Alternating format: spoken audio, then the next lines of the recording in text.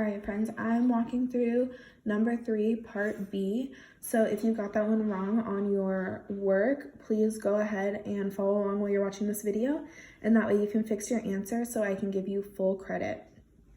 Part B says, Alicia says that if the water remaining in the beakers is combined and then split equally among all of the beakers, each beaker would contain 1 7/8 cups of water. Is she correct? Explain. So the first thing you need to do is take all of your mixed numbers. So we have 1 1/8 plus 2 3/4 plus 2 1/2 plus 1 3/4 plus 1 1/2 plus 2 3/4 plus 1 1/2 plus 1 1/8 again.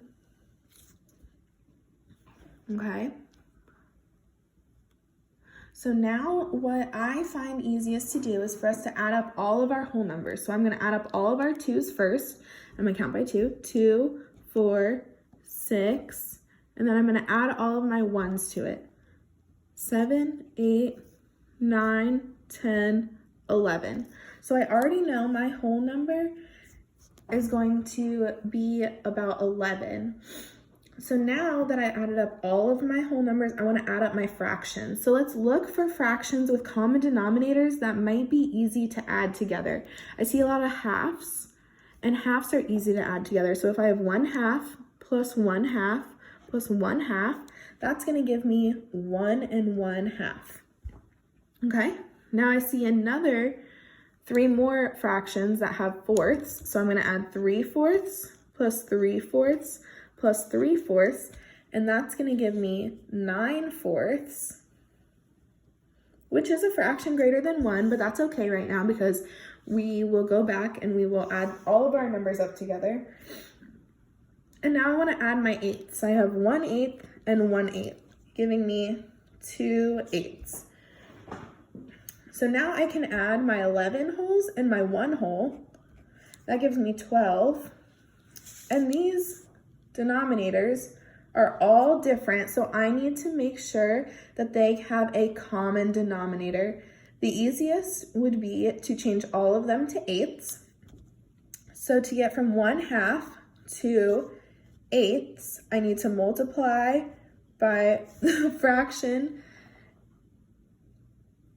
and that will be a fraction of 4 over 4.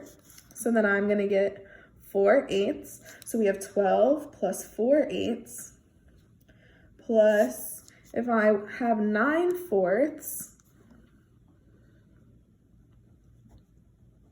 and I want to multiply that by 1 in the form of a fraction, I would multiply it by 2 over 2 to get 18 8ths. But, oops, you can't see that. To get 18 8ths over there. And that is a fraction greater than 1, so I can change that into a mixed number, and that would be 2 and 2/8, plus we have our 2/8 that we're just going to bring down here. All right, so we can add up our whole numbers again. We have 12 and 2, which is 14, plus 4/8 plus 2/8 plus 2/8. So I have 4/8, 5 6/8, 7 8/8, and we know 8 over 8 is equivalent to 1. So I really have over here 14 plus 1, which equals 15. Okay? So she has 15 cups of water.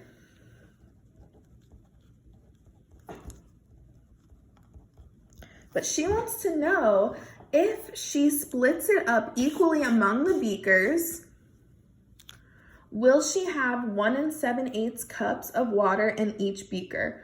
Well, each of our mixed numbers up here at the top represents 1 beaker. So we have 1, 2, 3, 4, 5, 6, 7, 8 beakers.